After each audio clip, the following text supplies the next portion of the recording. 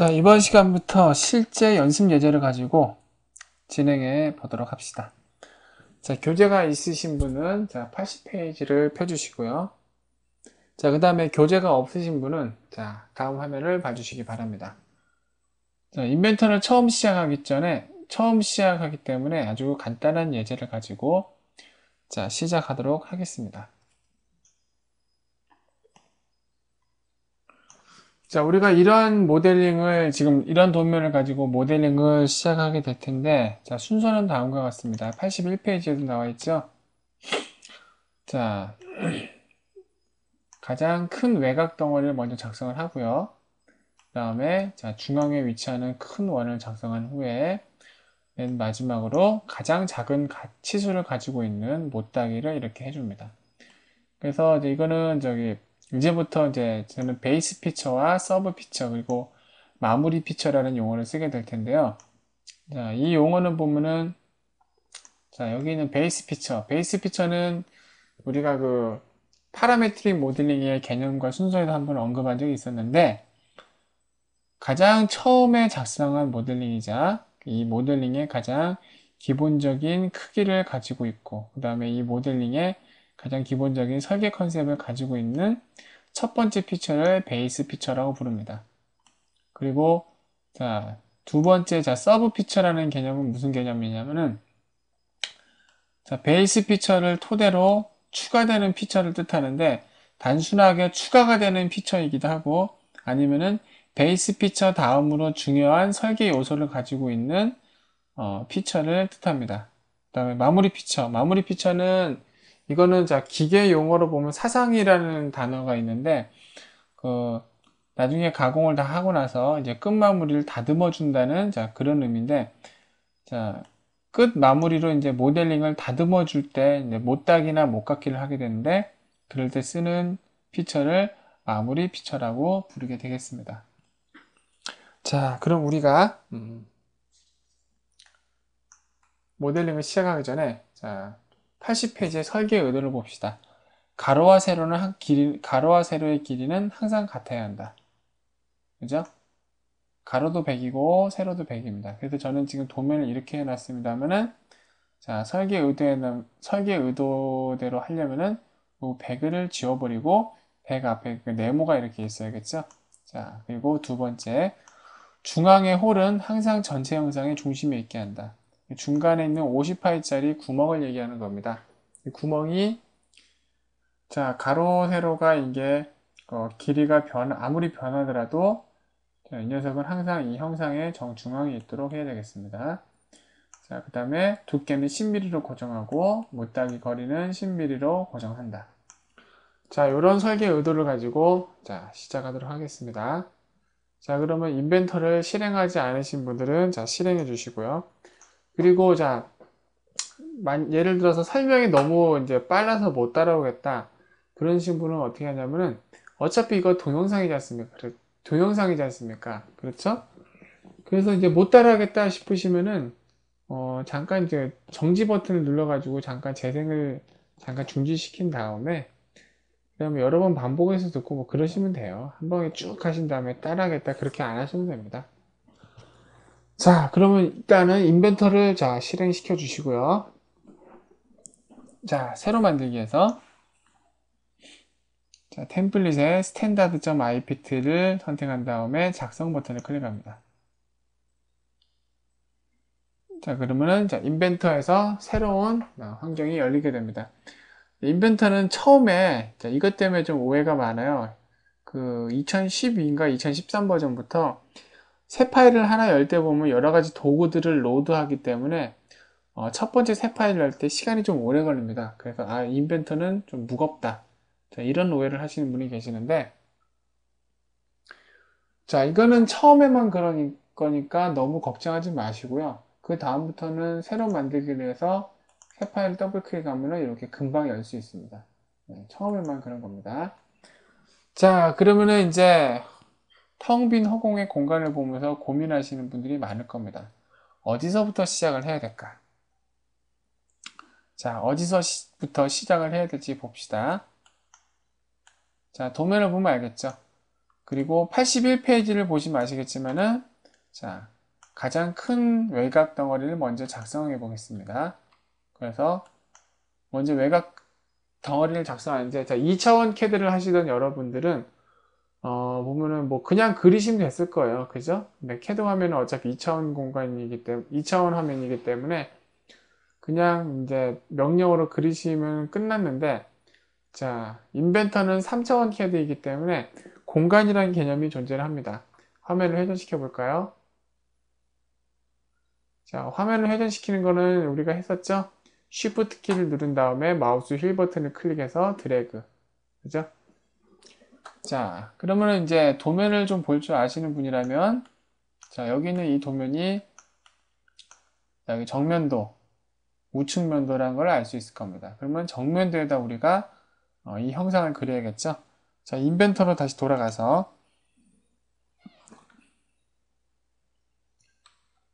자, 정면도는 지금 보면은 화면을 회전하다 보면은 뷰 큐브에 이렇게 숫자가 이렇게 이름이 붙어 있을 겁니다.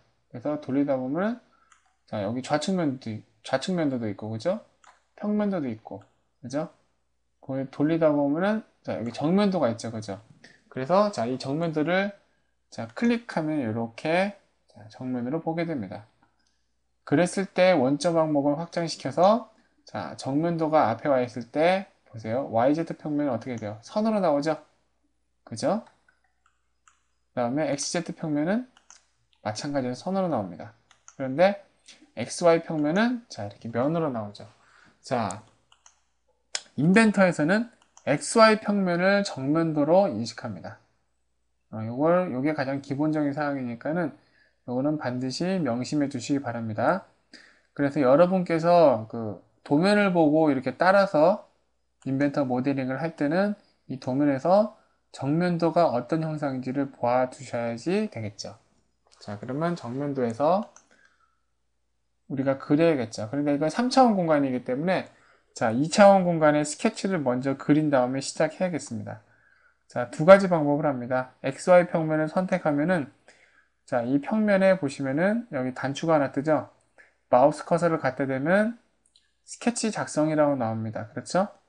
이걸 눌러주거나 아니면은 3D 모형 탭에서 자, 2D 스케치 작성을 자, 2D 스케치 작성과 3D 스케치 작성이 있는데 2D 스케치 작성을 클릭한 다음에 그 다음에 여기서 XY 평면을 직접 선택해도 되겠습니다.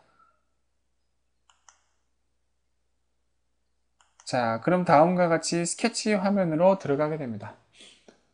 자, 그럼 여기서 우리가 도면에 나온 바와 같이 자, 이 형상을 그려봅시다.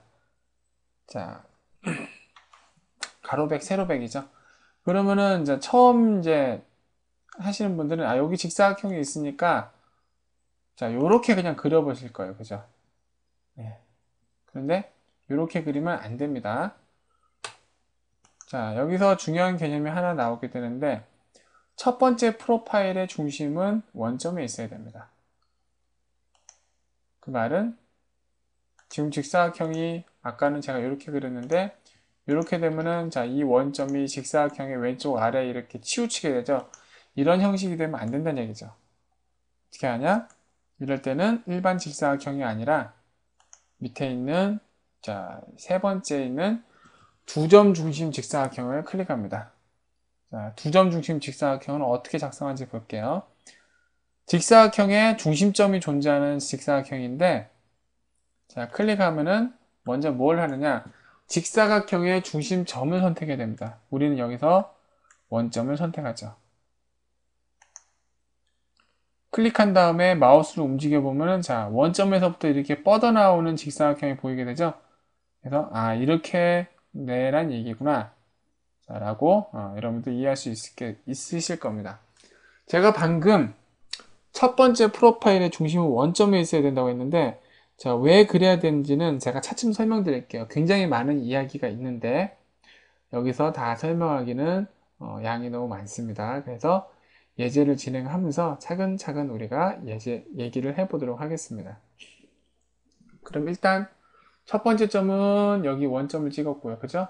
두 번째 점은 적당한 곳을 선택해서 클릭해 주십시오. 자, 그럼 일단 직사각형이 작성이 되었죠? 자, 그 다음에 치수를 입력해 봅시다. 자, 치수 명령을 클릭을 해서, 그 다음에 자, 1장에서 그 전장에서 치수 넣는 법에 대해서 배웠었죠? 오토캐드를 많이 하시는 분들은 여길 찍고 여길 찍어서 이렇게 치수를 올리는 거 익숙하실 텐데, 인벤터에서는 점과 점을 찍어서 치수를 넣는 것은 그다지 좋은 방법은 아닙니다. 어떻게 하느냐? 치수 명령을 클릭한 다음에, 자, 해당 개체를 클릭한 다음에 위로 이렇게 올리면은, 이렇게, 자, 치수가 나오죠? 클릭해주면은 치수 편집창이 나옵니다. 여기서 100이라고 이렇게 써줍시다. 자, 그러면은 아까 그 도면에서 보았듯이 가로도 100이고 세로도 100이잖아요. 그래서 우리가 방금 가로에다 100이라는 치수를 줬습니다. 그러면 자, 똑같은 짓을 여기다 또 해야 될까요? 이렇게? 자, 이렇게 하면 안 되겠죠. 왜냐? 설계 의도에서 보면은 가로와 세로는 항상 길이는 항상 같아야 된다고 제가 언급을 해놨지 않습니까? 그렇죠?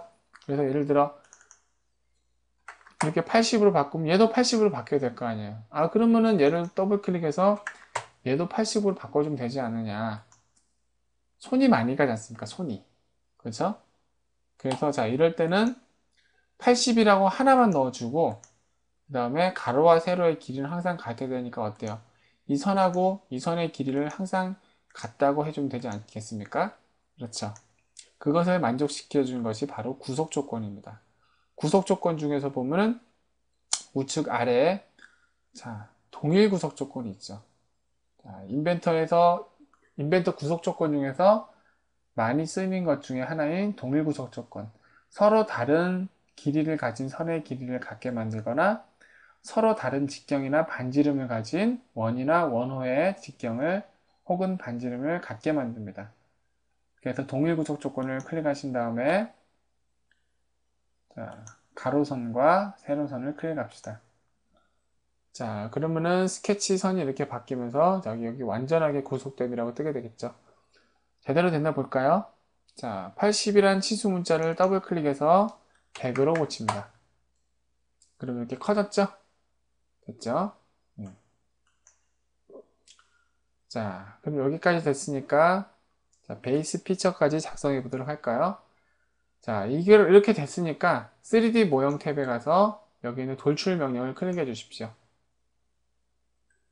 그러면 자, 인벤터를 처음 실행하신 분은 아마 이런 모양이 되어 있을 거예요. 그렇죠? 자, 저하고 똑같이 하시려면은 요 밑에 여기 펴기 버튼을 눌러가지고 자, 명령어를 펴주십시오. 물론 여기 있는 걸로 해도 됩니다. 자, 두께가 얼마였죠? 여기는 안 나와 있는데 자, 여기 설계 의도의 두께는 10mm로 고정한다고 나와 있죠? 자, 여기를 자, 10mm로 해주십시오. 그래서 자, 거리가 어차피 10으로 되어 있네요. 그죠? 그래서 자, 확인 버튼을 자, 클릭하면 이렇게 베이스 피처는 작성이 됩니다. 자, 일단 여기까지 한번 해보세요. 원활하게 한번 다시 한번 처음부터 다시 한번 해보시고 다 하신 분은 자, 다음 동영상으로 해서 다음 과정을 진행해 보도록 하겠습니다.